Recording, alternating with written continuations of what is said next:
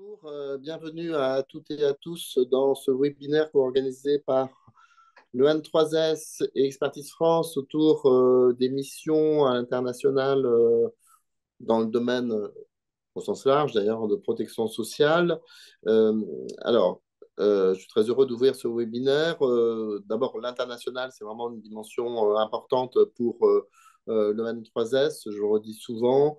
On ne pourra pas tout simplement soutenir une protection sociale dans un pays comme la France ou même en Europe s'il n'y a pas aussi un développement de la protection sociale dans l'ensemble des pays du monde. C'est une question de soutenabilité, mais c'est aussi une question des valeurs même de la sécurité sociale, donc telles qu'elles ont été exprimées donc, depuis la fin de la Seconde Guerre mondiale, dans les grandes déclarations, où bien sûr ça fait partie des droits de l'homme, il n'y a aucune raison que la protection sociale reste réservée à une partie de la population. Et donc, c'est des missions, c'est effectivement une mission pour le N3S qui notamment accueille des cycles internationaux donc à Saint-Étienne, mais qui participe aussi, bien sûr, à des missions de coopération,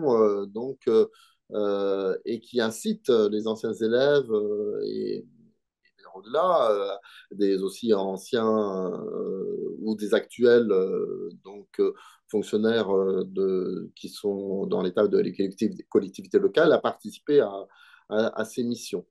Ces missions sont très importantes et très souhaitées par ces pays qui essayent de construire leur protection sociale parce qu'il y a un besoin de professionnalisation.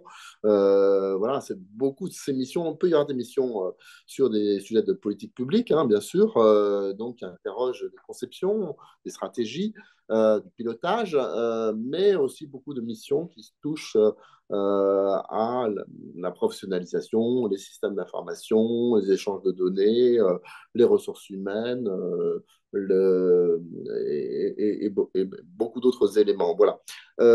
Et c'est pourquoi donc on avait pris l'initiative de réaliser un vivier des ressources humaines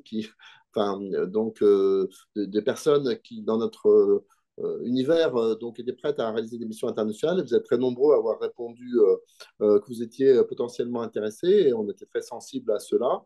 Euh, et, euh, et donc, il nous semblait logique dans la suite de ce repérage de faire ce webinaire dont l'objet est de préciser un peu la diversité des missions internationales donc qu'on peut vous proposer parce qu'il y a en fait, ça couvre un champ assez vaste hein, de missions.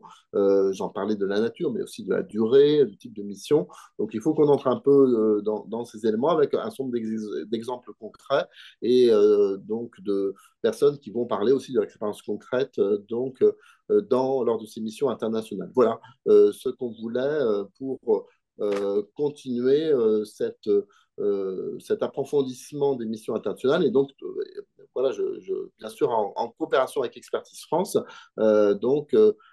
qui est chargé, donc en France, de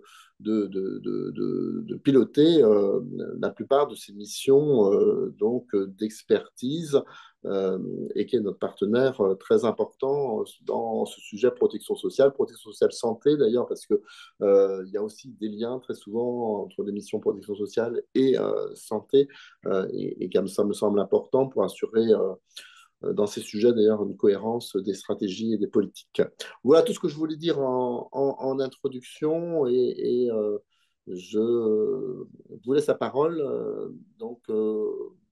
Madame Montetago, maintenant, je crois, même si j'ai Oui. pu le dérouler, mais je pense que c'est comme ça. Tout à fait. Bah, merci beaucoup, Monsieur Libaud. Grand merci. Très, très heureuse d'être avec vous aujourd'hui à vos côtés pour ce webinaire de présentation de l'expertise internationale qui a été organisé co-organisé par le N3S et Expertise France. Euh, Donc ici, c'est un exercice nouveau, donc on espère vraiment que ce sera le plus utile possible et vraiment on est à disposition aujourd'hui avec ma collègue Clara, mais également à tout moment, voilà pour pouvoir répondre à vos questions. Peut-être juste en quelques minutes, Expertise France. Donc Expertise France, c'est une agence qui est relativement jeune, hein, puisque cette année, en décembre, nous allons commencer à fêter l'anniversaire de nos 10 ans, qui sera en 2025, puisqu'on a été créé en 2015. Mais néanmoins, le mandat et les actions avaient déjà lieu depuis très longtemps à travers les 7 opérateurs qui ont été fusionnés à l'occasion de la création d'Expertise France en 2015. Donc, c'est une collaboration de longue date qui a précédé la création d'Expertise France avec les caisses françaises de sécurité sociale via les missions des relations européennes internationales et de coopération et les services qui sont en charge dans chaque caisse, dans chaque organisme. Donc, je profite voilà, du temps de parole que vous me laissez également pour vous remercier chaleureusement, puisque vous avez depuis tout ce temps-là été vraiment au rendez-vous par un appui régulier et une facilitation dans le repérage d'experts, des besoins qui étaient formulés par les pays dans lesquels on travaille, et également aussi beaucoup, de manière totalement bénévole, par l'accueil des délégations et des voyages d'études de nos multiples délégations que nous recevons, particulièrement sur ce sujet-là. Il y a énormément d'accueils de délégations qui sont faites. Donc nous nous lançons également avec vous hein, dans le renouvellement du vivier d'expertise à un moment où voilà le monde évolue, les besoins évoluent, le contexte international évolue. Donc les pays dans lesquels on travaille sont de plus en plus exigeants et à l'écoute voilà, de l'expertise qu'il aurait proposée. Donc, il y a une énorme réflexion avec le N3S et avec vous sur voilà, et nos interlocuteurs dans les organismes pour renforcer la pertinence, être toujours le plus à l'écoute des besoins et le plus pertinent dans la réponse à ceux-ci. C'est important pour nous de structurer davantage le réseau en le professionnalisant et en le mixant aussi avec de l'expertise européenne, puisqu'on est aussi en capacité voilà, de mobiliser de l'expertise européenne, régionale et locale. Pour mieux répondre aux besoins, donc dans un contexte, comme je le disais précédemment, qui est changeant, avec de nouveaux enjeux globaux, des crises, des conflits. Il y a vraiment des thèmes qui s'ajoutent à votre expertise, à savoir tout ce qui est l'égalité entre les femmes et les hommes, qui est de plus en plus demandé. Évidemment, les enjeux climatiques, donc la réponse aux chocs sanitaires et naturels. Donc aussi de plus en plus de sujets qui émanent et qu'on nomme protection sociale adaptative, sur lesquels on va être aussi de plus en plus demandé dans un objectif de transition juste, voilà, la transition qui accompagne les transitions nécessaires au changement climatique et que nous devons aussi appuyer en termes de protection sociale. Voilà ce que je peux dire en termes de propos introductifs. Clara, ma collègue, va présenter vraiment les missions plus en détail d'Expertise France et on reste à votre disposition pour toute question. Merci beaucoup. Merci beaucoup à vous. Pardon, c'est vous qui reprenez. Oui, tout à fait. Bonsoir à toutes et à tous. On est ravis, Arnaud Emerio, directeur des relations internationales à la N3S. On est ravis de ce webinaire. Ce que je vous propose, c'est de vous présenter succinctement le programme de ce webinaire qui durera donc jusqu'à 18h30, avec un premier temps où on vous présentera une cartographie des typologies de missions à l'international selon le type d'opérateur. Ensuite, Clara Lemoni, qui est coordinatrice d'unité au pôle protection sociale et travail décent d'Expertise France, vous présentera plus en détail les missions et les modes d'intervention d'Expertise France avec un zoom sur différents types de missions d'Expertise France, les implications en termes d'investissement, le statut, les appels à candidature et également un focus sur les perspectives des missions d'Expertise France sur 2024 et 2025 par grande aire géographique.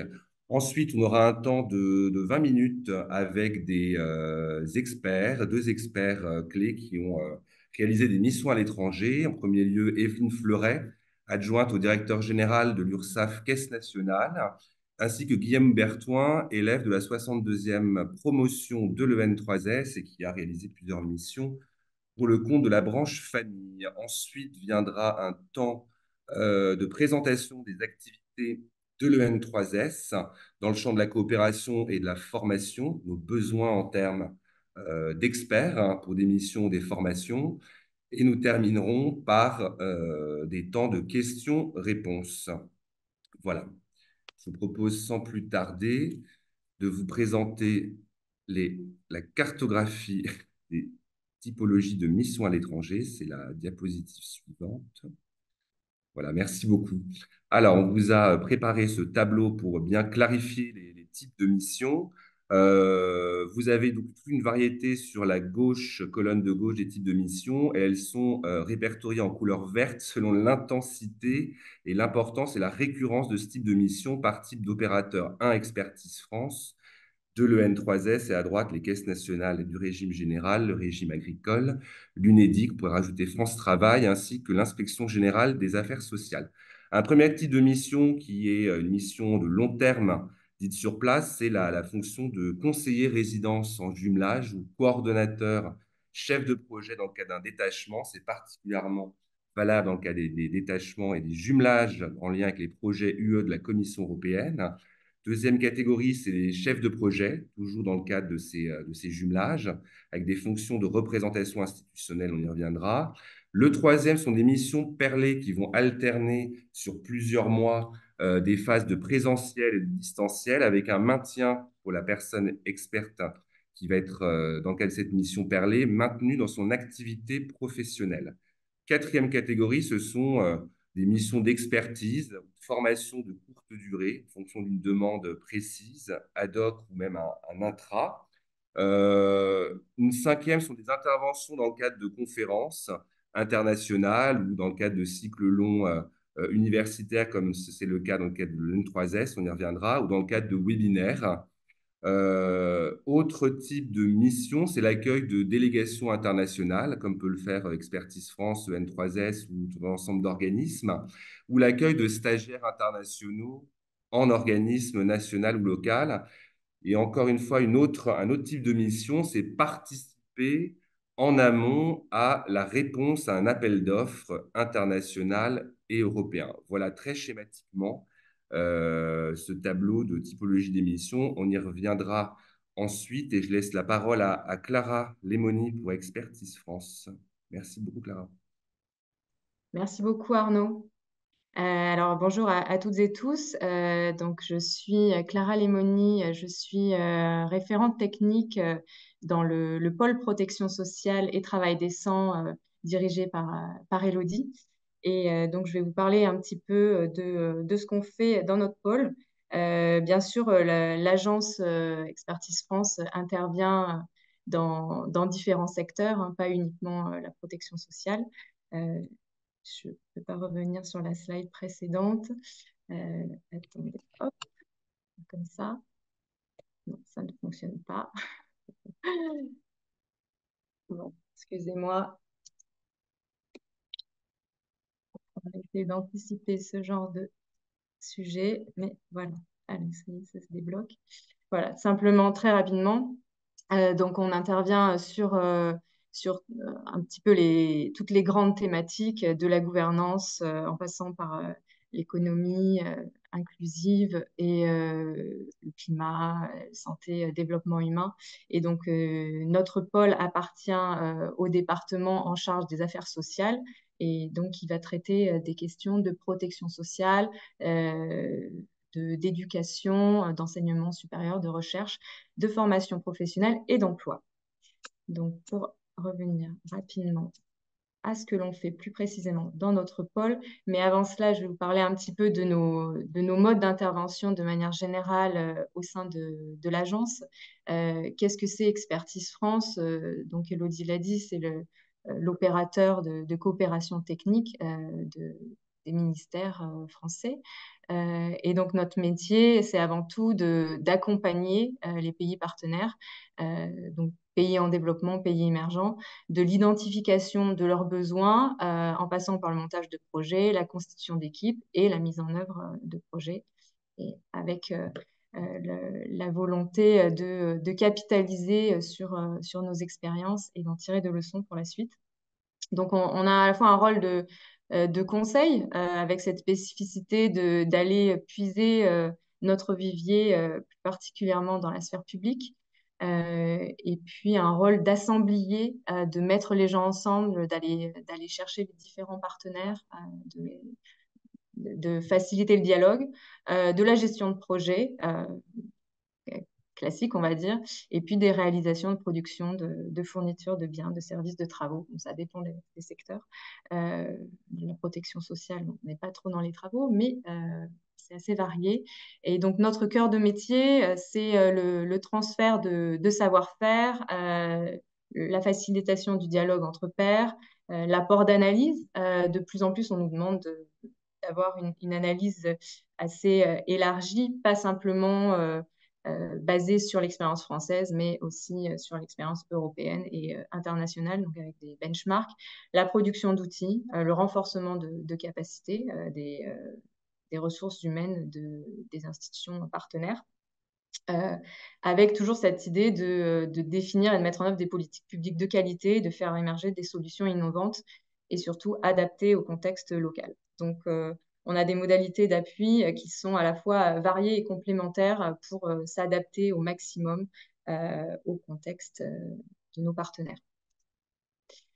Donc, dans le pôle protection sociale et travail décent, on va intervenir sur différentes thématiques. Bien sûr, la première qui vous concerne plus particulièrement, c'est le développement et le renforcement des mécanismes d'assurance et de prévoyance sociale, tout risque confondu.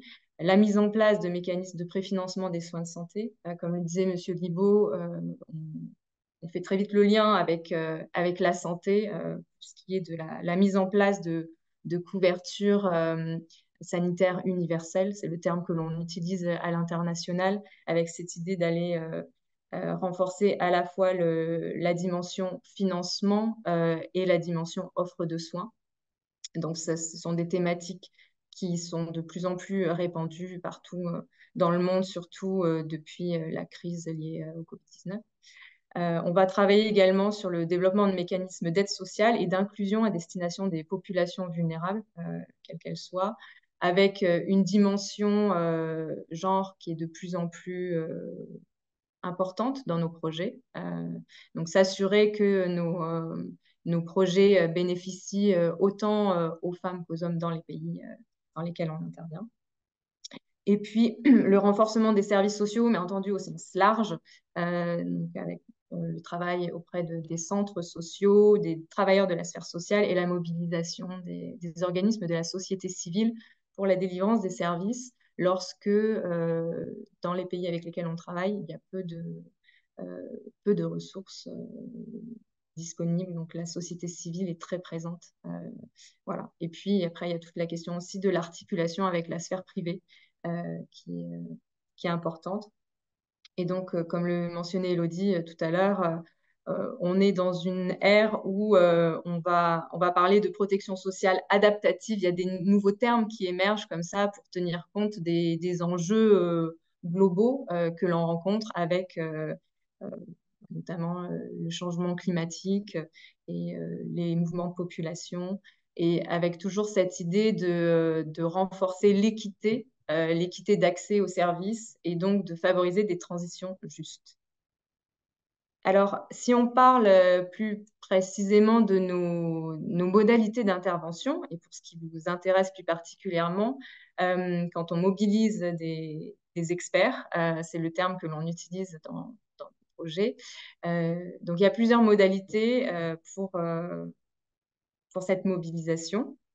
Arnaud a mentionné rapidement ces différentes modalités. Donc, vous allez avoir des mobilisations qu'on appelle de long terme et des mobilisations de court terme. Les mobilisations de long terme, ça va impliquer de se déplacer et de s'installer dans le pays partenaire pendant 1 à 3 ans. Ça peut être plus en fonction des projets. Et donc, on trouve différents titres à ce type de mobilisation. Alors, il y a un poste un petit peu particulier dont nous parlera Evelyne tout à l'heure, qui est le poste de conseiller résident de jumelage. C'est spécifique aux projets de jumelage qui sont financés par la Commission européenne, qui sont des projets entre un État membre de l'Union européenne et un pays partenaire, avec cette idée d'accompagner le pays vers ce qu'on appelle l'acquis communautaire. Et souvent, ce sont pour les pays qui sont candidats à l'adhésion à l'Union européenne. Donc là, on est sur une mobilisation de 1 à 2 ans en résidentiel, à travers, pour ce qui concerne le vivier, on va dire, des caisses de sécurité sociale, à travers une convention de mise à disposition avec remboursement de salaire à la structure employeur. Et donc, Evelyne aura l'occasion de détailler ce que fait le CRJ, mais donc on va être sur un rôle de coordination, de gestion de suivi de projet, notamment avec un suivi budgétaire pour des budgets qui vont de 1 à 2 millions en moyenne, ça peut être un peu plus, et avec la gestion d'une petite équipe avec un minima un ou une assistante, et souvent 3 experts clés qui vont gérer chacun une composante, enfin, chapeauter chacun une composante. Puis bien sûr, après, on aura de l'expertise court terme. Si on sort des projets de jumelage, dans tous nos projets, on va avoir un ou une chef de projet ou un ou une coordinatrice de projet. On est sur des mobilisations en général qui sont un peu plus longues que pour les jumelages parce qu'on est sur des plus gros budgets, mais on va retrouver le même type de modalités de mobilisation à travers une convention de mise à disposition avec remboursement de salaire. Et là, avec la gestion d'équipes plus conséquentes, parce que qui dit budget plus important dit équipe plus importante. Voilà. Et petite spécificité, dans les projets de jumelage, on a aussi un chef de projet, mais qui a un rôle un petit peu différent, puisqu'il y a cette idée d'avoir un jumelage, un partenariat entre institutions. Donc, le chef de projet va avoir un rôle plus de représentation institutionnelle de la structure dont il est issu en France, et un suivi trimestriel lors des comités de pilotage, et aussi de facilitation de la mobilisation de l'expertise au sein de sa structure et du réseau. Donc voilà, c'est une petite spécificité qui peut prêter à confusion des fois parce qu'on n'est pas sur les mêmes rôles. Si on parle de l'expertise maintenant plus à moyen court terme, là, ça veut dire qu'on va être sur de la mobilisation ponctuelle, notamment pour les experts qu'on appelle clés ou référents qui vont être en charge de coordonner une composante d'un projet, donc une composante d'activité d'un projet. On va être sur ce qu'on appelle de la mobilisation perlée. Ça veut dire que ça va être une mobilisation qui va être assez récurrente, mais voilà, qui va alterner présentiel, distanciel, avec un rythme qui va varier en fonction des projets. Ça peut aller jusqu'à 2 missions par trimestre, mais voilà, c'est très variable en fonction des besoins du projet. Et là, on va être sur un rôle de coordination technique de la mise en œuvre d'activités d'une composante et la facilitation de la mobilisation de l'expertise court terme au sein de cette composante, donc avec l'objectif de mettre en œuvre les activités qui sont prévues. Et là, les modalités contractuelles vont être un petit peu différentes puisque ça veut dire que la personne, elle reste en poste dans son administration ou sa structure employeur.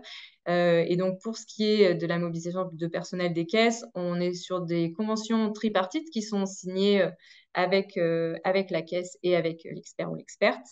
Et on peut être sur des CDDU, notamment pour les personnes qui vont partir sur leur congé et les personnes qui sont retraitées des caisses. Voilà. Et la rémunération, la question de la rémunération varie en fonction des organismes employeurs. Donc après, ça va être un peu du cas par cas en fonction de la branche de laquelle vous êtes issu. Et ensuite, on a l'expertise court terme. Donc, cette expertise, elle va être très ponctuelle. On va être sur des missions de 5 à 10 jours. D'ailleurs, pour l'expert clé, souvent, c'est quand même la même chose. On peut avoir plusieurs missions, mais voilà, ça va être ciblé sur une activité donnée.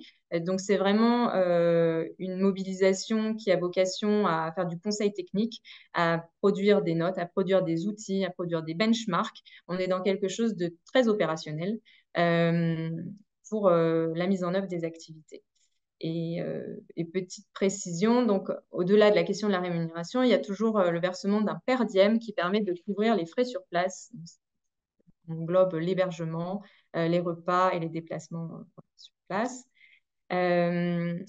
Juste un petit mot rapide sur l'attente de nos partenaires. Donc, bien sûr, on attend des experts qui sont mobilisés, qui aient une connaissance du système français, enfin, plus spécifiquement de leur sujet, en fait. Et aussi qu'ils aient une capacité de prise de recul par rapport au système dans lequel ils travaillent et qu'ils connaissent.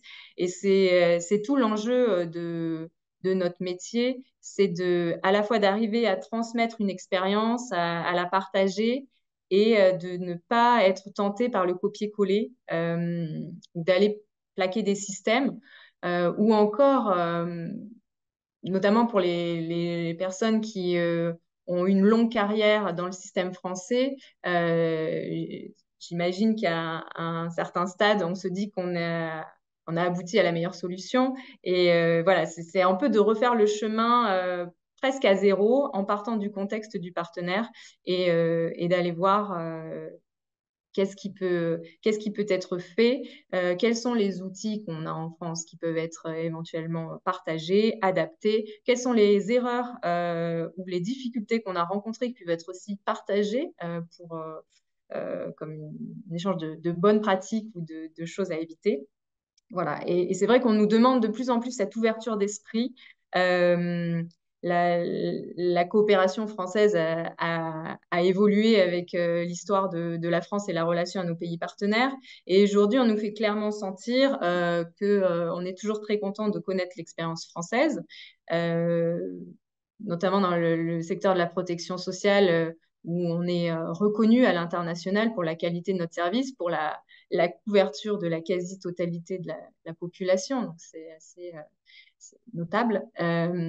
Et en même temps, ce souhait aussi d'avoir d'autres expériences,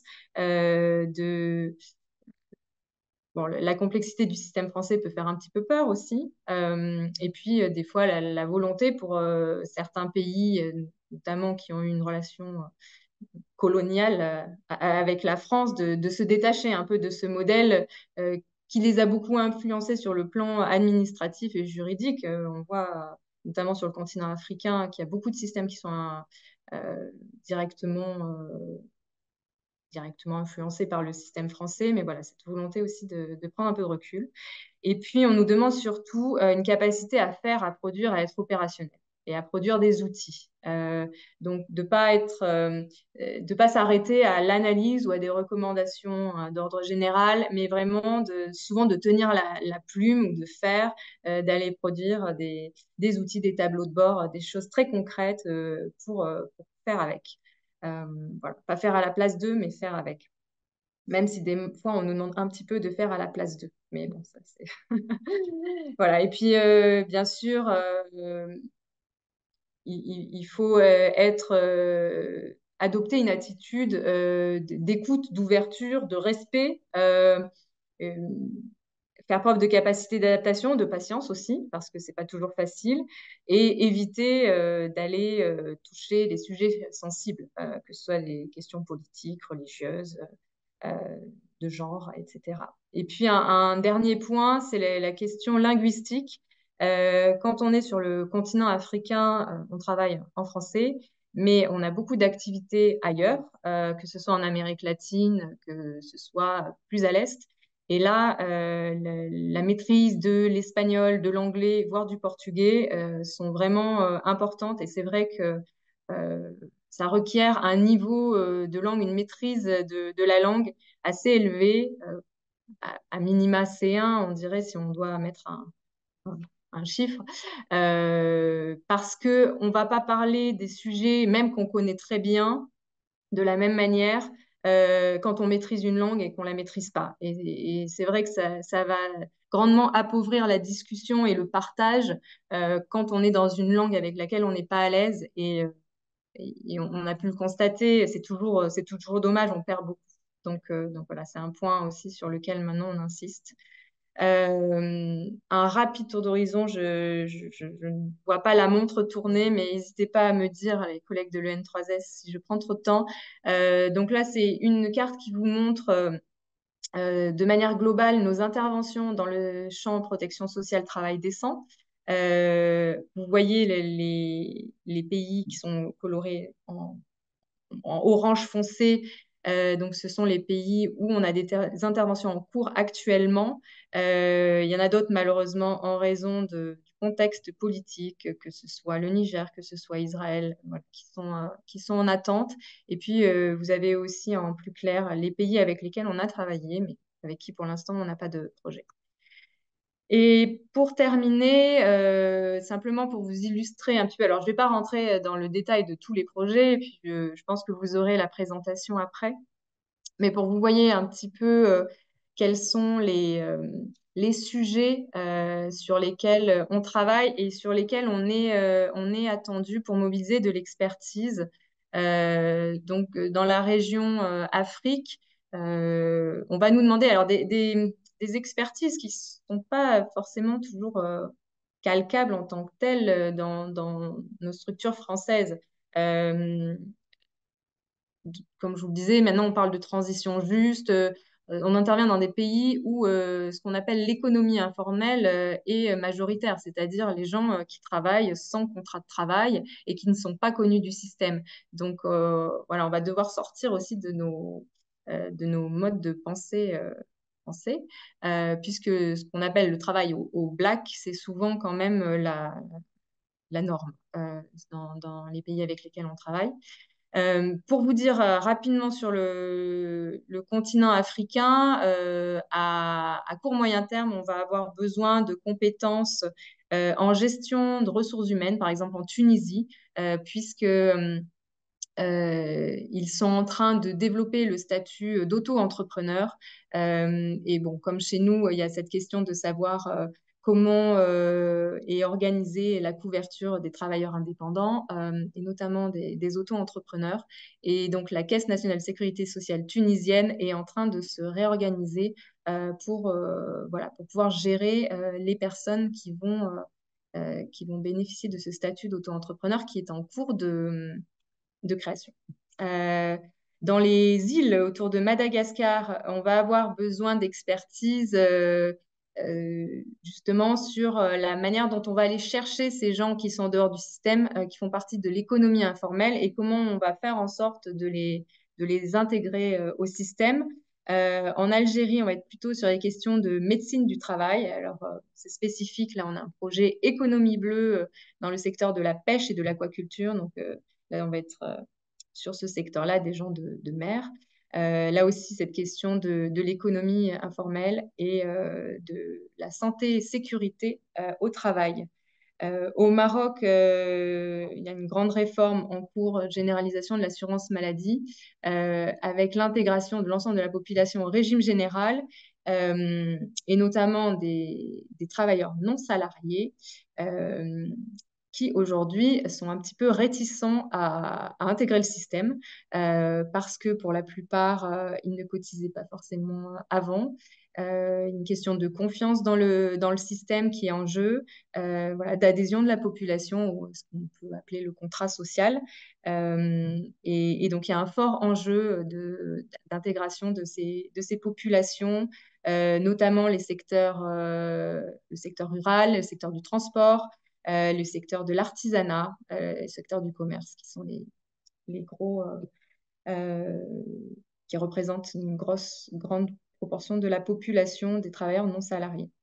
Et puis, on va avoir aussi le renforcement des compétences de la Caisse nationale de sécurité sociale qui, aujourd'hui, va gérer enfin, la couverture de l'ensemble de la population. Et notamment, on va travailler bientôt sur le contrôle médical. Et au Sénégal, on va travailler sur les questions de systèmes d'information et l'interopérabilité des systèmes d'information auprès d'une structure qui chapeaute l'ensemble de la protection sociale, mais protection sociale au sens large, qui est plus large que la sécurité sociale, on va dire. Et donc, il y a cette vocation à apporter des filets sociaux aux populations les plus pauvres. Ça inclut notamment des bourses familiales. Voilà. Je passe sur l'Amérique latine, pour laquelle je crois qu'il y a pas mal d'entre vous qui avaient manifesté de l'intérêt.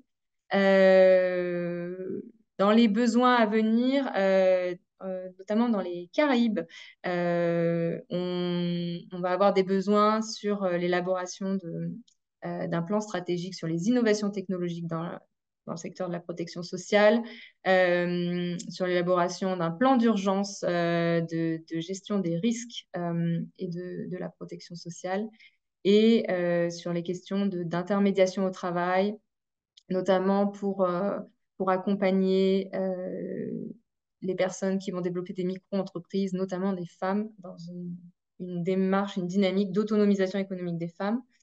Et sinon, on a une grosse Team Europe Initiative. Donc, ce sont des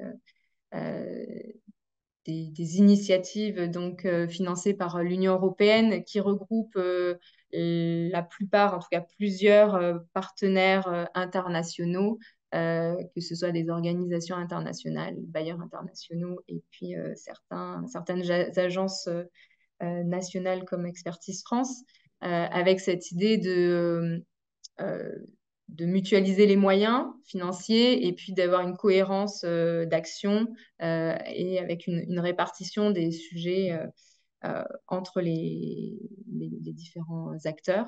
Et donc, cette Team Europe Initiative, elle va donc pousser cette volonté de développer des sociétés inclusives. Désolée pour la faute d'orthographe. Et donc, on va travailler en ce qui nous concerne sur les sujets donc, de protection sociale et notamment de soutenabilité financière des systèmes, systèmes contributifs, non contributifs. Toujours cette question de l'extension de la couverture de la population, la couverture sanitaire universelle comprise. Et puis, un sujet sur lequel on travaille beaucoup en Amérique latine, c'est la question de ce qu'on appelle le care. Le care, c'est donc le soin, si on traduit littéralement, le soin aux personnes dépendantes, que ce soit les enfants, les personnes âgées et aussi les personnes en situation de handicap. Et donc, ce sont des activités qui reposent beaucoup sur les femmes, souvent, parfois de manière informelle, non rémunérée.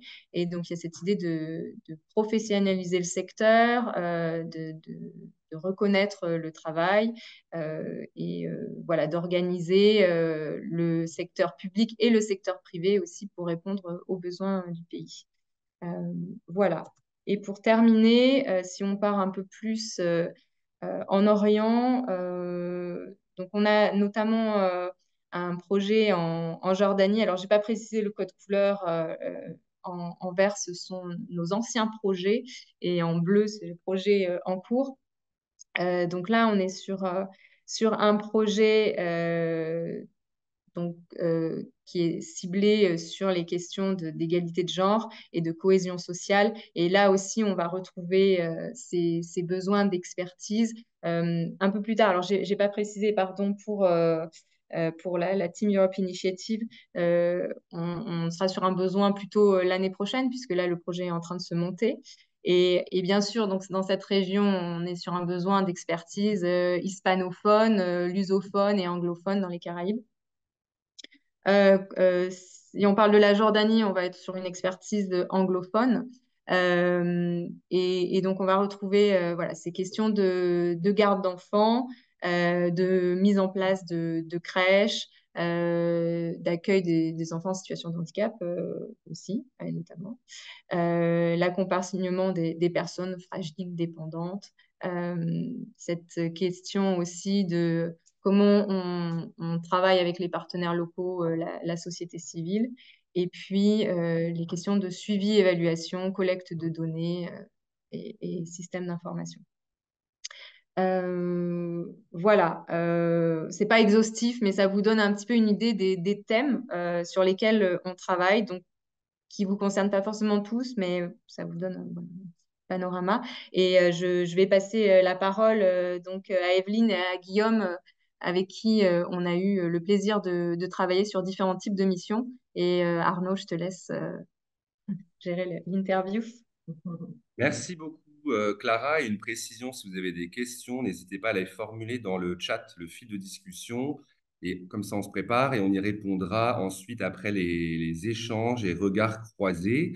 Donc, je suis ravi d'accueillir Evelyne Fleuret, qui est adjointe au directeur de cabinet du directeur général de l'URSSAF Caisse nationale, qui va nous présenter son témoignage en tant qu'ex-conseillère résidente en jumelage. On l'a précisé précédemment. Evelyne, première expérience, a travaillé de 2018 à 2020 donc comme conseillère résidente en jumelage sur un projet de renforcement de la gouvernance du suivi de la couverture médicale de base au Maroc, dans le cadre d'un projet d'universalisation de l'assurance maladie, un programme de 24 mois financé par l'Union européenne.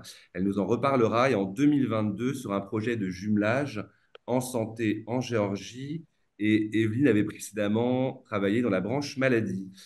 Alors, Guillaume Berthoin, je l'ai présenté aussi rapidement en introduction. Guillaume est, jusqu'à quelques jours encore, élève de la 62e promotion de l'EN3S et a travaillé non seulement à la branche famille, alors complémentaire au profil donc d'Evelyne qui présentera les aspects conseil résident jumelage, sur des missions perlées courtes, notamment en Croatie et en Jordanie. Voilà, ce qu'on vous propose, c'est 15 à 20 minutes de regards croisés sous la forme de questions qui vont s'alterner entre Evelyne et Guillaume.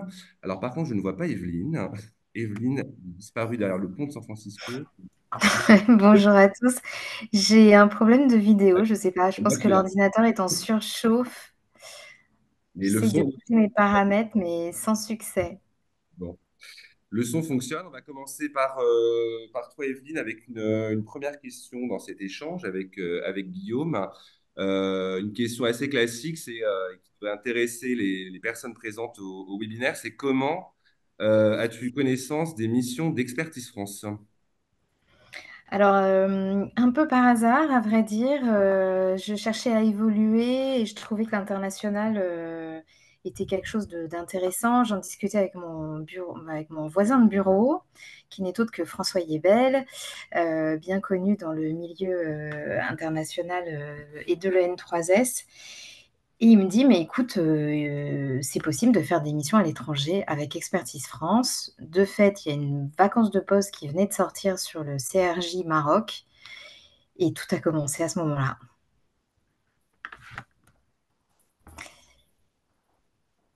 Alors, Guillaume, comment toi tu as eu connaissance d'Expertise France de la même façon ou alors? Alors moi, je travaillais à la CNAF, du coup, au moment de la première mission. J'étais statisticien et il y a la direction des relations internationales de la CNAF qui nous a fait paraître une offre sur des aspects vraiment SI techniques en Croatie. Et du coup, on s'est lancé avec quelques collègues. On a pu partir à plusieurs sur cette première mission, ce qui était du coup plutôt confortable. On y reviendra sûrement par la suite aussi sur les modalités de départ. Alors, je l'ai dit, vous avez eu deux profils de mission à l'étranger, l'une conseillère résidente en jumelage et puis Guillaume des missions perlées courtes. Peut-être essayer de vous présenter certainement votre expérience et ce que ça veut dire concrètement au jour le jour cette fonction-là. Je vais laisser la parole à Guillaume puis après Evelyne. Ok. Je vais poursuivre sur la mission en Croatie. Moi, je suis parti une dizaine de semaines en Croatie. Donc, c'est vrai que l'aspect perlé, ça permet de connaître un pays, de connaître une équipe, d'y aller plusieurs fois. Il faut distinguer, mais ça a été très bien fait en introduction, hein, c'est ces missions perlées où finalement on a un lien d'attache avec le pays, où on va travailler aussi entre les sessions où on va vraiment sur place, et des missions beaucoup plus courtes qui sont des missions de formation que j'ai pu aussi faire par ailleurs, où là on va une semaine, on donne la formation qui était prévue, on revient, il n'y a pas trop la relation avec les équipes sur place est pas la même. Je ne sais pas si tu veux que je vienne dans le quotidien un peu d'une mission, mais Du coup, il y a vraiment un travail de préparation en amont. Ce qu'il faut savoir, c'est que souvent, il y a donc c'est le pays qui fait une demande d'aide auprès de l'Union européenne, et entre le moment où cette demande elle est faite et le moment où on arrive, il y a 2 ans, enfin environ 2 ans qui s'écoulent. Et donc, quand on arrive, la première question, c'est vraiment, on sait pourquoi on a été missionné, mais des fois les attentes, elles ont pu un peu changer, les équipes ont pu changer sur place. Donc il y a déjà une première phase qui est de comprendre quel est le besoin actuel et comment on peut aider, et vraiment se mettre du coup au service des équipes sur place, et puis progressivement une relation qui se crée, une mission. Bon, il y a donc la préparation en amont, le départ pour partir en mission, et après, on a une semaine où c'est beaucoup d'échanges avec les différents partenaires qu'il peut y avoir sur place, de validation finalement de ce qui a été fait en amont. Et avant de repartir, on doit, ou dans les jours qui suivent la mission, il y a un rapport à remettre à l'Union européenne qui retrace un peu l'ensemble des comptes rendus des échanges qu'on a pu avoir, l'état d'avancement du projet, et ce qui reste à faire, ce qu'on s'engage à faire finalement pour la mission suivante. Et donc, il y a un travail jusqu'à la mission qui vient après. De ton côté, Evelyne, est-ce que c'est à peu près la même particularité ou c'est des différences? Alors, le conseiller résident de jumelage, c'est très différent de ce que vient de décrire Guillaume, mais il y a quand même un point commun majeur, c'est la capacité d'adaptation et l'ouverture d'esprit.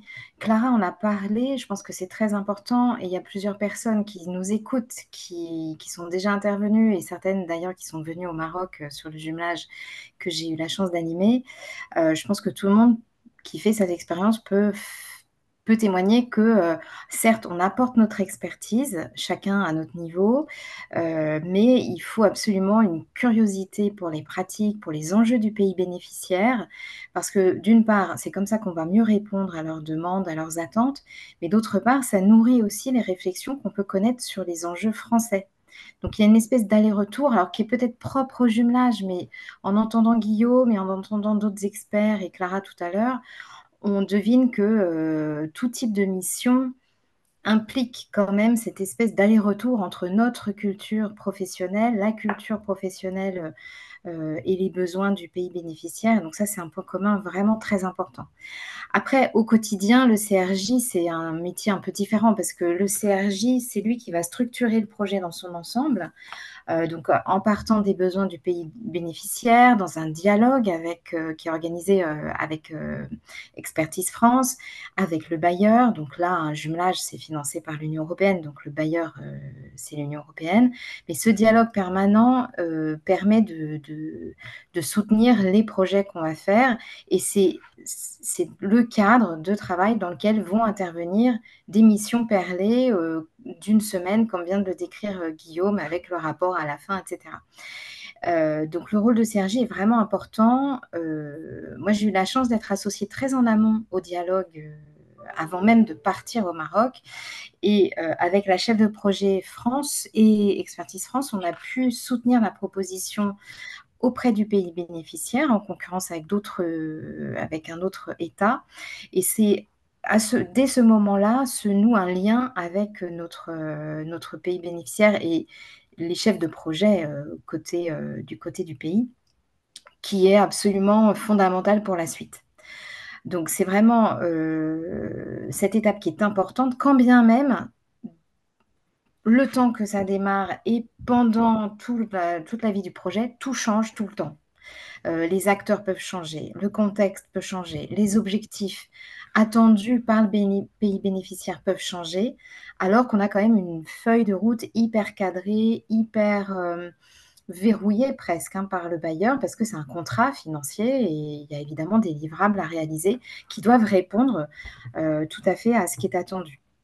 Donc, quand on est sur le terrain au quotidien, ce qui est le cas du CRJ, pendant, là, en l'occurrence, 2 années pleines, au quotidien, on fait en permanence le lien qui permet d'adapter un peu cette feuille de route hyper cadrée aux réels besoins du moment, qui permet de faire le rôle de traducteur aussi entre les deux cultures, entre les deux cultures de travail, les deux cultures économiques, les deux cultures sociales, et qui permet de préparer les experts qui viennent en mission perlée parce que comme l'a dit Guillaume, il y a un travail très important des experts en amont qui doivent préparer leur mission, etc. Et le CRJ est là un peu pour guider, orienter, faciliter aussi le travail de rencontre entre l'expert une fois qu'il va venir et les équipes du bénéficiaire. Donc voilà ce que je peux vous dire. Après, voilà, le poste de conseiller résident de jumelage, c'est quand même un peu à géométrie variable en fonction du profil, en fonction du contexte de jumelage.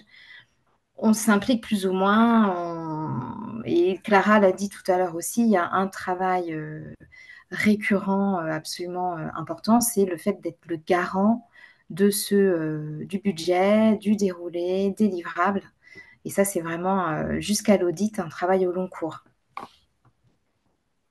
Merci, merci. On voit beaucoup mieux les spécificités de ces types de missions plus concrètes, mais ce qui ressort, c'est quand même une forte adaptabilité, agilité. On peut être seul, il faut être très, très autonome. Et après ce travail, du coup, la question qui est un peu évidente, c'est, vous allez répondre par la positive, c'est la plus-value à la fois pour vous et à la fois professionnelle. Ce qui est intéressant, c'est comment vous pouvez valoriser ces missions-là à l'international et si possible dans vos fonctions au retour ou dans d'autres fonctions. Ça va intéresser, je pense, beaucoup d'experts qui sont connectés. On va recommencer par Evelyne, ça j'ai le terme. Ouais, ok. C'est un enrichissement sur les deux plans, professionnellement et à titre personnel, hein. Professionnellement, déjà, ça permet de mobiliser ses connaissances d'une autre manière que ce qu'on a l'habitude de faire dans notre travail, dans nos institutions en France. Donc, c'est un peu un challenge, ça nous oblige à prendre du recul, ça nous oblige à remettre en cause ces manières de faire et de s'appuyer sur ces compétences en les mobilisant d'une autre manière. Donc, on s'enrichit déjà rien qu'en faisant ça. Ensuite, comment on se confronte à une autre culture institutionnelle et que le climat politique n'est pas toujours très simple. On apprend beaucoup en diplomatie, en écoute de l'autre, à se mettre à la portée des personnes qu'on rencontre, sachant que parmi les personnes qu'on rencontre, qu'on soit CRJ ou expert perlé, il y a ceux qui ont le pouvoir, il y a les autres, et on ne reconnaît pas toujours là où se fait la décision. Et donc, ça nous oblige à être vraiment très vigilants et à développer je dirais que c'est quand même une école de diplomatie assez forte. Et c'est important parce que on nous pardonne on nous pardonne assez peu un écart. C'est compliqué. Il faut vraiment être tout le temps à l'écoute et tout le temps très, très soft dans sa manière de prendre en considération les demandes qu'on nous fait. Il faut tester, il faut y aller par petites touches. Après, voilà, le poste de CRJ, en tout cas, permet de développer des compétences de conseil stratégique à haut niveau, parce qu'on accompagne quand même des agences nationales ou des hauts niveaux de bénéficiaires au niveau national. Ça permet de développer des compétences de management dans les deux cultures, parce qu'on essaye de faire en sorte que les équipes locales acceptent de travailler avec les équipes qui vont venir de France une semaine par-ci, une semaine par-là.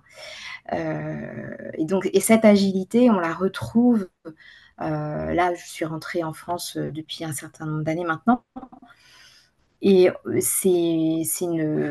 fait une coopération, par exemple, maintenant je suis à l'URSSAF, on coopère avec la DGFiP, et typiquement, coopérer avec la DGFiP, c'est comme d'être en territoire étranger, il faut comprendre leur langue, comprendre leur mode de décision, faire passer des messages, et donc c'est très, très utile, toutes ces compétences sont très utiles dès qu'on rentre sur un autre poste.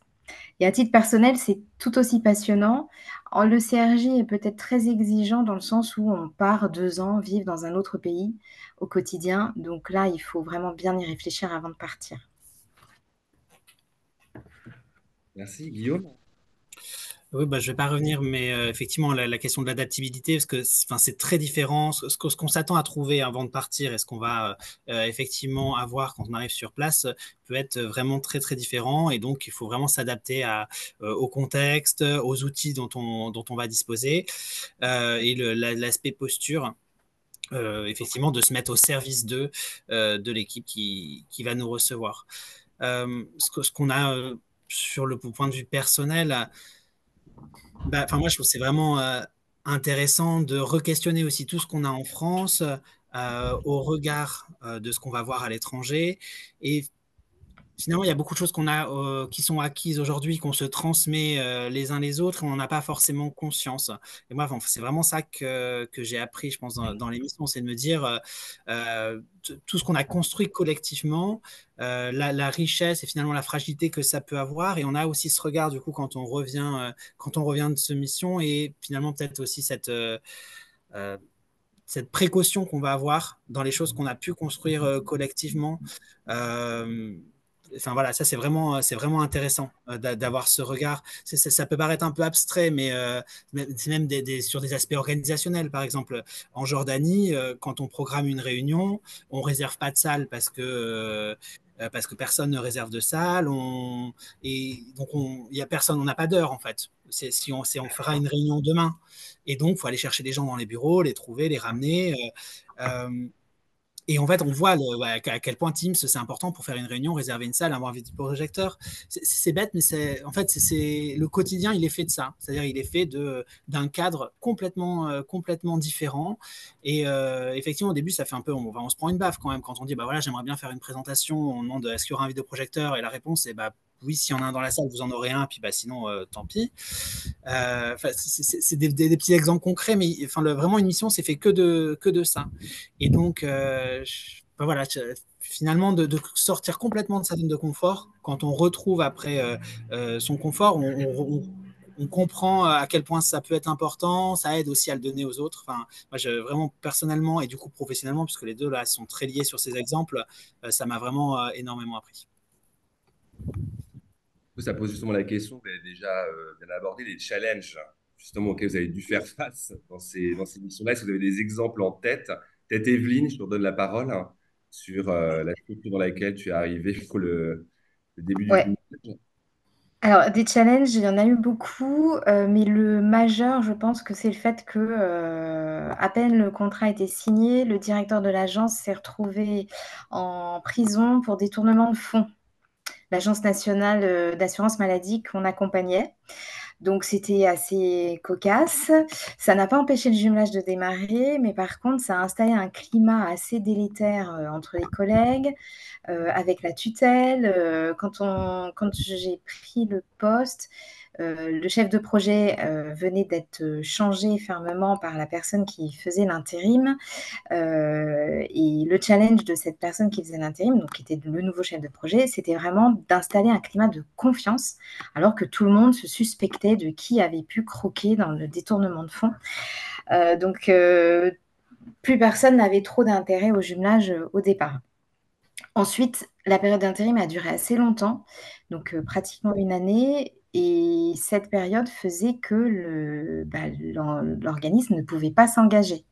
Et donc, Alain et Eric, que j'ai vu connectés, pourraient en témoigner. On a dû ruser en permanence pour essayer de faire démarrer quand même quelque chose, que ça se voit au moins politiquement auprès des tutelles. Donc ça, on a quand même réussi à le faire, mais il y a eu une longue période d'attente jusqu'à ce qu'un nouveau directeur arrive. Et le nouveau directeur nommé, il n'avait pas demandé le jumelage, il ne savait pas trop quoi faire de ça, il voulait un peu le mettre de côté. Et là encore, il a fallu un peu ruser et faire amende honorable, et essayer de tordre le jumelage tel qu'il était conçu de manière hyper stricte pour proposer au directeur général d'en faire un levier de management finalement. Et une fois qu'il a vu son intérêt, il s'en est saisi et on a réussi à dérouler le jumelage et au fur et à mesure d'injecter, parce que quand même, c'est vrai que tout change, mais il était quand même bien conçu dès le départ. Les projets majeurs restent quand même les mêmes. Clara l'a très bien dit tout à l'heure, quand il s'agit de faire de la couverture sans santé universelle, voilà, il faut le faire. Et du coup, on a réussi à faire les livrables qui étaient attendus, mais c'était quand même un peu rock and roll, pour ne rien vous cacher. Merci Evelyne. Pour préciser Tu as que ça m'a... terminé en beauté en plein Covid en plus. Ouais. Et 95% de réalisé. Merci. Alors, Guillaume, en tête sur la Croatie et sur la Jordanie, les challenges. Ouais, en Croatie, peut-être. En Croatie, on y allait pour faire du suivi longitudinal, pardon, de population. Donc, en gros, suivre des allocataires et voir quelles étaient leurs trajectoires. Et quand on arrive sur place, on n'a pas d'ordinateur pour travailler, faire la formation, et surtout, on n'a pas de base de données. Donc, pour vous donner un peu les décalages des fois qu'il peut y avoir entre et donc, en fait, les premières missions, l'objectif, ça a été de récupérer cette base de données qui était auprès d'un prestataire privé qui ne voulait pas la donner parce qu'il avait peur de perdre le contrat. Et donc, en fait, les premières missions, c'est ça. Première mission, c'est construire un cahier des charges avec le prestataire, rédiger un texte juridique, enfin, un engagement juridique, prestataire-ministère pour pouvoir avoir ces échanges de base de données. Et la suite, c'est construire une base de données statistiques où on puisse faire des requêtes à partir d'un système de données complet. Je pense qu'on a dû mettre 20 ou 30 ans à le faire à la CNAF. Et là, l'objectif, c'était de le faire en quelques semaines. Alors, on fait des trucs qui ne sont pas du tout parfaits, mais on le fait avec les équipes, donc il y a un vrai transfert de connaissances. Et puis, c'est vraiment du proof of concept tout le temps, de tester des choses, de travailler un peu dans la rapidité, mais vraiment avec l'objectif d'avoir à la fin de la semaine quelque chose. Et du coup, content parce qu'après les quelques semaines passées en Croatie, donc le projet c'est d'aller sur 2 ans. Hein, donc quand je disais qu'il y a du travail aussi entre deux, on a quand même passé beaucoup de temps et j'étais pas tout seul, hein, on était 5 à travailler sur cette thématique. En partant de Croatie, le ministère avait tous les mois une base de données sur laquelle il pouvait faire des requêtes et donc il savait combien de personnes percevaient les minima sociaux. Alors qu'il en avait une vague idée, avant qu'il y ait eu la mission, mais en tout cas, il pouvait faire aucune requête sur quelle était la part de femmes, d'hommes, dans quelle région ils se trouvaient. Et donc, vraiment, on était satisfait d'avoir pu. Finalement, on est parti de rien et on a construit avec les équipes du ministère ce système d'information qui permettait de faire des requêtes et on a pu former aussi les équipes. Donc moi, c'était vraiment un succès sur cette mission qui c'était top de se dire on part de. Puis au début, on a quand même, on flippe un peu hein, quand on arrive et qu'il n'y a rien et que parce que, comme disait Evelyne, on a un contrat avec l'Union européenne dont on se sent redevable quand on travaille pour Access France, qui dit bah voilà, vous allez former les équipes croates à faire du suivi longitudinal de trajectoire d'allocataires. Et donc voilà. Plutôt satisfaisant, même si on n'arrive jamais complètement à l'objectif. En tout cas, on a pu vraiment faire de belles choses. Peut-être une dernière question sur ce que vous conseilleriez, au vu de votre expérience, qu'il faut faire ou pas faire pour bien préparer des candidats à des missions dans leur diversité à l'étranger. Des tips et recommandations, je pense que c'est extrêmement utile. Je repasse par Evelyne et après Guillaume. Ok. Je dirais qu'il faut bien se préparer, c'est-à-dire que à la fois du point de vue personnel et à la fois du point de vue professionnel. D'un point de vue personnel, et je pense que c'est valable, mais Guillaume le dira pour les missions court terme, il faut bien être conscient des difficultés qui nous attendent. C'est pas des missions faciles. Ça demande beaucoup de travail en amont, du travail en aval, du travail pendant et beaucoup d'inventivité. Et voilà, donc c'est important. Et qui plus est, pour un poste de conseiller résident de jumelage, il faut vraiment se projeter sur une expatriation au long cours. Après, d'un point de vue professionnel, pour le CRJ en particulier, il faut vraiment préparer les choses avant de partir. Donc, on a quelques mois, hein, parce qu'entre le moment où le projet est porté et où les choses se font, on a le temps de nouer des liens avec des soutiens. Donc, c'est important de rencontrer le chef de projet France, de bien se connaître, de bien connaître les personnes qui vont nous accompagner à Expertise France, à l'EN3S qui peuvent nous apporter du soutien. Les experts aussi, moi je les avais réunis avant de partir. Alors ça se faisait pas trop à l'époque, c'était considéré un peu bizarre, mais moi ça m'a été très utile après parce que quand vous faites venir quelqu'un pour une semaine, c'est bien de le connaître avant que la personne vienne. Et puis de bien maîtriser le manuel de jumelage, les procédures pour pouvoir accompagner les experts dans toutes les démarches qu'ils ont à faire, les conditions dans lesquelles ils vont pouvoir venir, repartir, les histoires de contrats, de rapports, etc., etc. Et avoir aussi une vision, bien maîtriser son sujet, avoir une vision de ce qui est attendu par le bailleur, parce que vous allez devoir jongler en permanence entre ce qu'attend le bailleur, ce que vous allez vraiment faire et comment vous allez raconter la manière dont vous avez répondu aux attentes du bailleur. À la fin, vous y avez répondu, mais pas forcément la manière dont le bailleur s'imaginait que vous alliez le faire. Donc voilà, je pense que ça, c'est la préparation, elle est fondamentale. Peut-être Arnaud, Je si crois tu peux. qu'Expertise France, Clara, tu vas peut-être l'ajouter. Fais une formation maintenant et franchement, c'est une super idée. Oui, alors c'est en consolidation, on va dire, mais oui, en effet, comme tu le disais, Evelyne, cette préparation en amont, elle est importante. Alors les projets de jumelage ont cette spécificité d'être encadrés par un manuel de procédure qui est fixé par l'Union européenne et qui est très très précis. Et c'est vrai que on est dans des conditions assez particulières avec un temps de développement du projet avant le démarrage qui est bien défini et la majorité de l'expertise qui est identifiée au démarrage du projet, ce qui n'est pas le cas dans les projets hors jumelage. Cette capacité à réunir toute l'équipe dès le départ, c'est pas forcément possible dans d'autres projets, même si c'est une bonne pratique à, à mettre en place clairement autant que possible. Et puis, bon, il y a le manuel de procédure du jumelage, mais on a aussi nos procédures internes à Expertise France, voilà, qui demandent un temps d'appropriation par les équipes terrain aussi, puisque nos procédures s'étoffent au fur et à mesure que nous grandissons. Et donc, voilà, il y a aussi ça à prendre en compte, d'où cette formation qu'on systématise maintenant avant le départ sur le terrain pour les missions long terme. Si je peux me permettre juste un dernier mot, je prendrais l'image du jazz, où dans la musique jazz, il y a beaucoup de freestyle, beaucoup d'adaptation, beaucoup d'adaptabilité, d'improvisation. Mais les meilleurs improvisateurs sont ceux qui ont énormément travaillé avant des choses, des rythmes et qui connaissent très bien leur gamme. Et je pense que c'est un peu ça ce que je voudrais faire passer comme message. C'est on improvisera d'autant mieux qu'on a hyper bossé avant d'y aller. Guillaume, pour conclure, Ouais, si vous avez la possibilité, et en général, on peut choisir de ne pas partir seul sur les premières missions. Moi, je pense que ça me paraît important.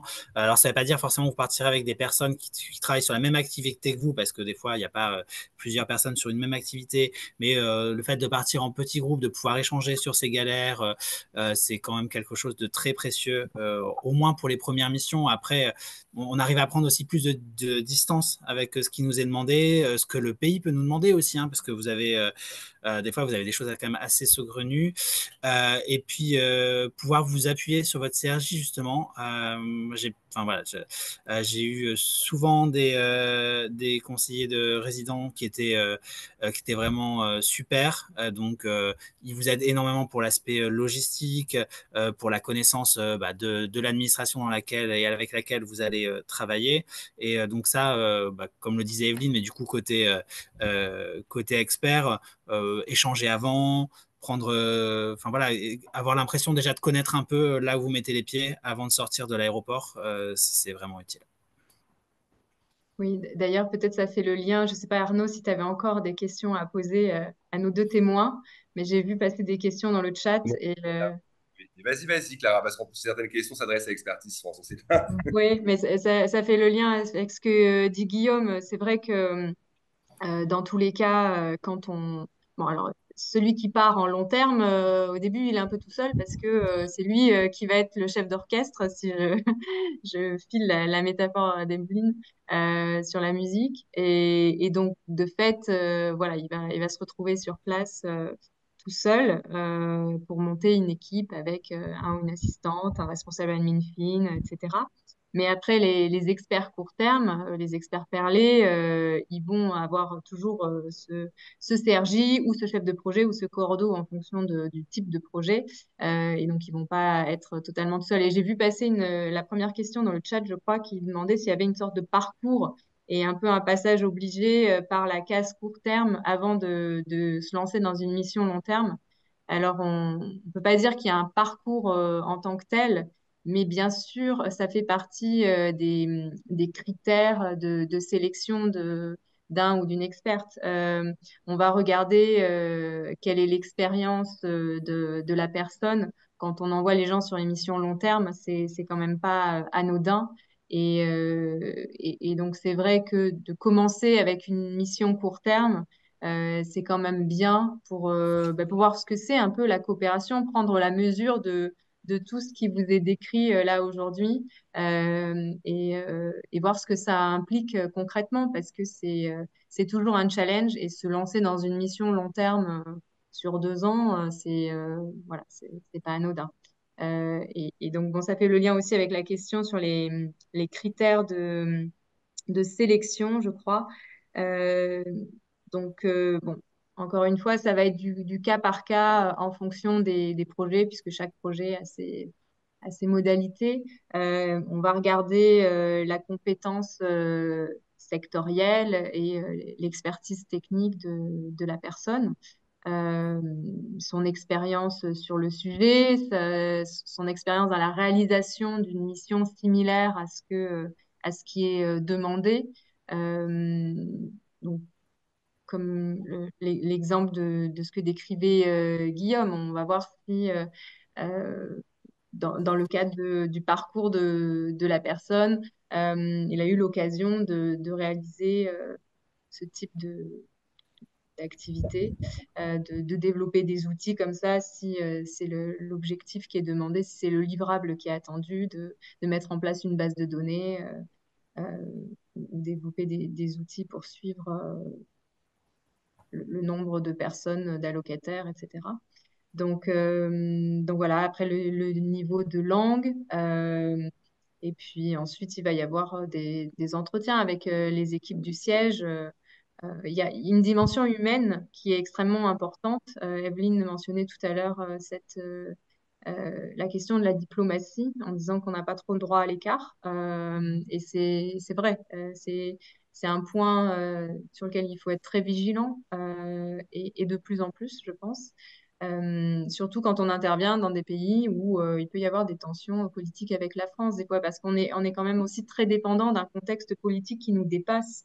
Euh, de nous, notre seule coopération technique.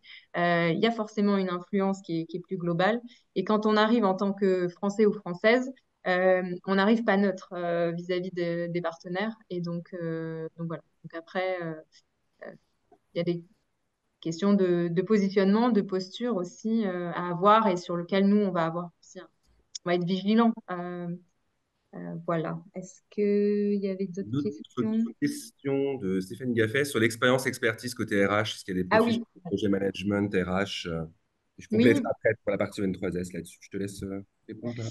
Ouais, alors c'est pas le plus courant, mais comme je le mentionnais tout à l'heure sur la Tunisie, par exemple, puis la Caisse nationale de sécurité sociale, ils ont exprimé un besoin justement sur le renforcement des capacités de leurs ressources humaines.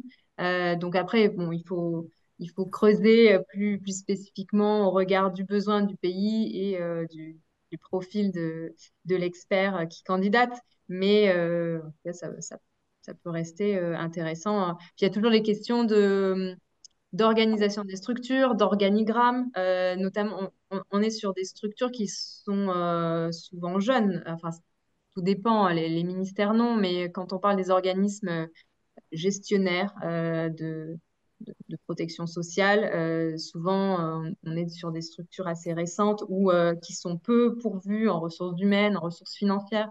Donc voilà, il y a toujours ce travail d'accompagnement Là-dessus, pour compléter pour le N3S, je reviendrai un peu après sur les diapositives. On a ce qu'on appelle des formations sur mesure ou des intra, c'est des demandes de caisse gestionnaire nationale de sécurité sociale, par exemple d'Afrique subsaharienne ou Maghreb, qui nous demandent, dans le cadre justement d'une réorganisation en interne, une nouvelle direction générale, nouvelle impulsion, un plan RH, de décliner, préparer ce plan RH. C'est le cas pour la Caisse nationale de sécurité sociale de Djibouti ou d'autres États. Donc ça, ce sont des demandes, il y a des besoins en formation et management extrêmement importants, puisqu'on a un état de développement, pour le redire le BABA, de la protection sociale, de la couverture effective de protection sociale, surtout l'Afrique subsaharienne, qui est entre 15 et 20%. Donc il y a en fonction des pays, c'est assez différent, mais il y a vraiment des demandes de formation extrêmement importantes. Et là-dessus, j'y reviendrai, on a une formation le N3S justement, aux lignes directrices de l'ISS sur les ressources humaines. Donc là, on verra aussi, enfin, j'en reparlerai après. On a une autre question, je n'ai pas le prénom, nom, Alves, sur les critères. Je pense qu'il y a déjà, Clara, il a déjà répondu sur les critères, modalités de sélection pour une mission type CRJ. Hein, ça revient à la question précédente, si je ne me trompe pas.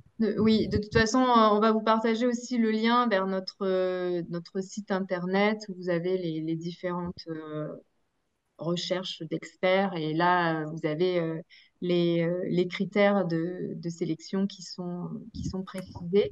Et j'avais une question sur est-ce que ces missions peuvent s'adresser à des agents de direction en retraite?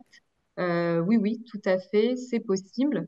Et donc voilà, souvent on mixte les équipes entre des gens en activité et des gens qui ne le sont plus ou différemment, parce qu'on sait qu'il y a des gens en retraite qui sont très occupés, et puis l'expertise locale et l'expertise française, donc c'est possible. Après, c'est sûr que la plus-value des gens en activité, c'est d'être au fait de ce qui se passe voilà, dans notre système actuellement. Mais bon, pour les gens qui ont fait de longues carrières dans notre système de sécurité sociale, il y a énormément de choses à partager et à valoriser. Vous êtes les bienvenus. Compléter aussi, Clara, pour les missions hors Expertise France, pour N3S, les autres opérateurs, effectivement, les profils d'ADD, entre guillemets, fraîchement à la retraite ou depuis moins de 5 ans à la retraite sont des candidats. Et en fonction des caisses nationales, hein, s'il y a des représentants internationaux, des départements internationaux des caisses nationales, n'hésitez pas. Hein. Ce sont des profils qui sont plus que bienvenus, puisqu'à moins de 5 ans après la retraite, ils ont quand même encore une très forte connaissance des systèmes de protection sociale, toutes les fonctions métiers, hein, de sécurité sociale, une plus grande disponibilité. En tout cas, nous, pour le N3S, on recourt très fréquemment interbranche à ces profils. Et pour répondre à la dernière question, donc, vous pouvez aller sur notre site internet. Vous voyez la publication de toutes les missions qui sont à pourvoir. Justement, on va mettre pour les 15 dernières, tout à fait, Clara, on va pour la partie ON3S et puis encore un temps de discussion s'il y a, on va vous présenter les liens de renvoi sur les sites, nos sites institutionnels respectifs. Est-ce qu'on peut diffuser le diaporama?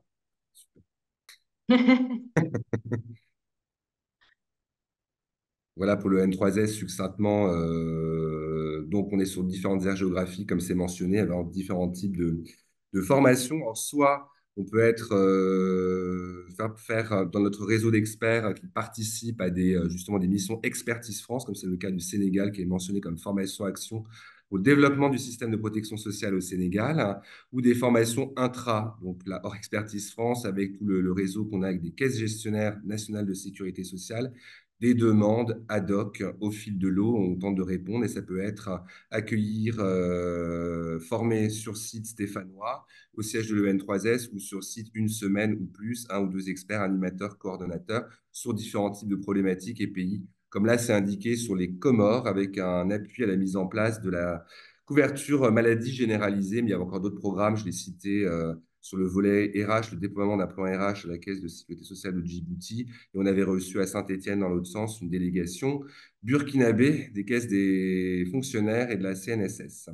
Donc, il y a différents types d'actions. On a également, depuis de très nombreuses années, il y a un accord de coopération approfondi avec le ministère de la Sécurité sociale chinois depuis 2013, avec des actions structurantes qui vont organiser des colloques alternativement sur des thématiques communes tous les 2 ans. Le prochain aura lieu à Pékin sur les retraites à la fin du mois de novembre. On a aussi des des partenariats régionaux entre des caisses locales de sécurité sociale, de la branche retraite CARSAT, URSSAF. C'était avant 2020.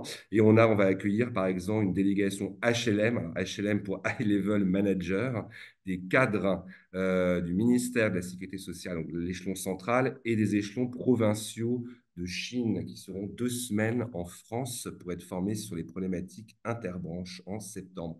Problématiques structurantes et qui continuent dans le cadre des 60 ans des relations diplomatiques franco-chinoises. Et un autre aire géographique, alors Clara l'a cité pour les missions Expertise France, mais aussi à développement pour nous, le N3S, un partenariat formalisé depuis 1 an avec la Conférence interaméricaine de sécurité sociale qui rassemble tous les organismes nationaux de sécurité sociale d'Amérique centrale, Amérique du Sud, Canada, donc Québec, et qui bénéficie d'un centre de formation, le CIES, basé à Mexico. Partenariat structurant et avec des États très forts comme Mexique, Colombie, Brésil, hein. Voilà pour le N3S, pour les activités. Et j'y reviendrai, on a quand même un réseau de plus de 1500 élèves. Je vais les cycles longs rapidement. Merci beaucoup. Le N3S a développé 2 cycles longs de formation historique. À droite, le CIFOX, en partenariat avec l'IM2S, l'Institut des métiers de la sécurité sociale de Côte d'Ivoire, depuis 40 ans, qui a lieu tous les 2 ans, alternativement tous les 2 ans, et qui forme des cadres africains francophones de sécurité sociale. Une vingtaine, principalement d'Afrique subsaharienne, mais également Maghreb. 400 dans la promotion, la prochaine en 2025, et c'est à raison de 3 mois sur site à Saint-Étienne et une phase de stage en organismes locaux. Donc, il y a un réseau extrêmement important et avec des potentiels où, par exemple, pour la Caisse nationale de prévoyance sociale de Côte d'Ivoire, pour pouvoir passer de manager stratégique à agent de direction, c'est obligatoire de passer par ce CIFOX, ce diplôme-là. Et d'autres pays, et on voit qu'il y a de plus en plus de demandes d'autres pays comme la RDC et autres. Je vais plus vite, je vois que les diapositives défilent. D'autres partenariats, coopération technique, alors je vais venir rapidement, à la demande, c'est ce que j'ai dit, spécifique, des intras en présentiel, distanciel, tout type de problématiques, politique publique, sécurité sociale, fonctions métiers qui vont de la gouvernance SI, beaucoup sur la gestion, la couverture, le financement de la CSU, risque maladie. Et le N3S a également, par exemple, travaillé maintenant avec des ONG ou avec d'autres organisations internationales. C'est la diapositive suivante. Voilà, un partenariat qui est assez fructueux avec l'Agence française de développement depuis 2 ans à raison d'un cycle de classes virtuelles francophones, donc en ligne sur le mois de février, sur l'apprentissage des fonctions métiers de la couverture santé universelle, sur l'achat de services en santé, les dispositifs clés de financement avec des témoignages. C'est intéressant, là, du coup, vous êtes intéressé pour la branche maladie, d'experts clés de caisses primaires d'assurance maladie ou d'autres experts et francophones étrangers. C'est un site de formation avec l'AFD, je l'ai dit. Et un point important à droite, c'est que le N3S, depuis quelques années, est le centre de formation de l'Association internationale de sécurité sociale, si vous ne connaissez pas, qui rassemble tous les organismes, quasiment tous les organismes nationaux de sécurité sociale du monde entier, qui est rattaché à l'OIT à Genève. Et le N3S est le centre est la seule structure francophone agréée pour des cours de formation sur les lignes directrices. Les lignes directrices AISS sont des grandes pratiques mondiales et qui sont diplômantes. Le N3S, on organise 3 semaines cette année. On a déjà indiqué dans le chat sur les ressources humaines. Voilà. Le partenariat, alors c'est vrai que je l'ai dit, avec la Conférence interaméricaine de sécurité sociale, tripartite, là on peut passer à la diapositive suivante, s'il vous plaît. Point important, c'est une auto-formation en ligne qui a été proposée par le N3S avant mars 2020, juste avant le Covid. Donc, on n'a pu vraiment l'expérimenter ou le déployer, qui est toujours active, qui permet, et qui est gratuite, et qui permet pour un expert pour lequel il y a une décision de mission, peu importe laquelle, de se former sur des aspects à la fois avec différents types de séquences, des connaissances de base type MOOC sur la protection sociale dans le monde, les données, les descriptifs des systèmes, une partie qu'on renforcera culturelle, et là c'est Clara, Evelyne et Guillaume qui ont bien appuyé sur la dimension interculturelle. On n'est pas en France, il faut éviter le réflexe français. Donc là, c'est toute une dimension, la posture vis-à-vis d'un organisme, d'un pays. On peut avoir pas mal de travers en France là-dessus, donc on va essayer de renforcer cette dimension-là et l'auto-formation le permet. Et toute la partie plus administrative, les prérequis, tick the box qu'il faut éviter d'oublier avant un départ. Et des ressources quiz vidéo. Cette formation date de 2020. Vous avez le QR code, n'hésitez pas à la faire et surtout à nous faire des retours pour l'améliorer en continu. Et là-dessus, je pense qu'on continuera le partenariat avec Expertise France pour voir comment mutuellement améliorer cette formation. Voilà. Voilà, bah, j'ai été vite, mais vous avez l'arborescence de cette formation en ligne. Et comme vous allez toute la faire, toutes et tous la faire, vous irez la consulter. Voilà. Et sur l'actualité EN3S, la veille documentaire et autres données, vous avez une lettre de veille sur la protection sociale internationale, qui est une veille d'études, publication de grands centres d'études internationaux, si vous êtes intéressé, qui est accessible gratuitement sur le site EN3S. Publication FMI, Banque mondiale et d'autres centres d'études régionaux internationaux. La page LinkedIn EN3S à l'international, mais certains sont déjà abonnés à cette page, n'hésitez pas. Une newsletter 2 fois l'année, bisannuelle, sur les actualités, formations, interviews et autres sur les relations internationales. Voilà.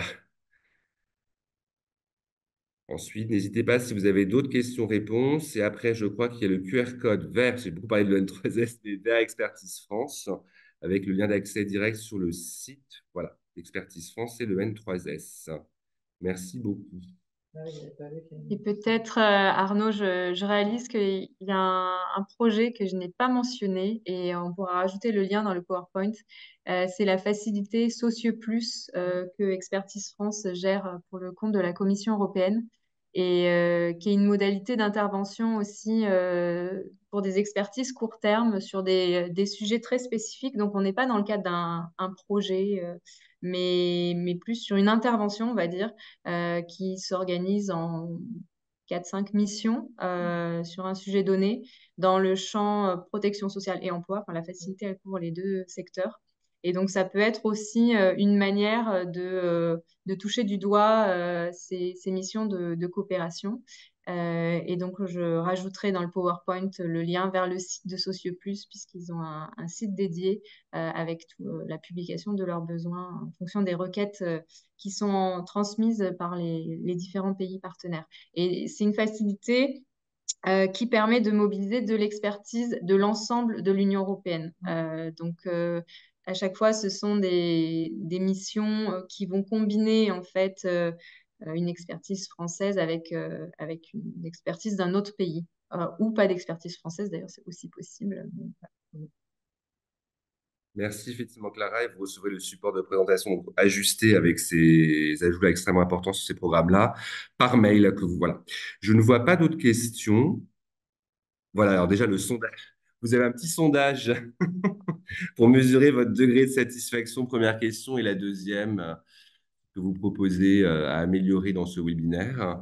Peut-être de mon côté, avant de remercier les participants, les intervenants, un point important, c'est que le N3S anime pour le compte de la délégation des affaires européennes et internationales des ministères sociaux un groupe de travail qui coordonne la coopération à l'international et rassemble des responsables internationaux des caisses nationales du régime agricole unique et France Travail. Il y a un travail en cours pour homogénéiser les statuts et les conditions administratives et financières des personnes qui sont missionnées à l'étranger. C'est un travail en partenariat avec l'UCANS, pour les supports RH du régime général, et la direction des responsables des missions cadres dirigeants, un travail en couple dans le cadre de ce groupe de travail. Donc, nous, l'objectif est de valoriser les missions à l'international et on sait qu'il y a peu ou une faible valorisation, attractivité de ces missions aux carrières internationales. Donc, le N3S, est avec ses partenaires, Caisse nationale et Expertise France, encore, hein, notre partenaire privilégié, et l'AFD, partie de ce groupe de travail. Voilà, on est vraiment pile à l'heure, on a vraiment été mais alors, parfait sur le timing. c'est limite miraculeux. Je voulais remercier tous les participants. Vous étiez très nombreux. Je crois qu'il y a eu un pic à 65, quasiment 70 participants en ligne de différentes branches, organismes de sécurité sociale. Merci beaucoup pour votre participation. Un grand merci aux excellents intervenants des Regards Croisés, Evelyne et Guillaume. Vous avez apporté des témoignages extrêmement concrets, opérationnels, éclairants. Franchement, c'est extrêmement intéressant. Vous recevrez le support de présentation, ça j'ai déjà dit. Et je remercie à nouveau Expertise France. Merci beaucoup à Clara Lemoni et Elodie Montetago. Merci à vous pour ce partenariat. Et du coup, à voir ensemble si nous organisons d'ici un an un autre webinaire en fonction de vos retours au questionnaire d'évaluation de satisfaction. Merci beaucoup à tout le monde. Et je vous souhaite, et au nom de l'équipe aussi que je remercie des relations internationales de l'EN3S, une très bonne fin de journée. Merci beaucoup. Merci à tous. Merci.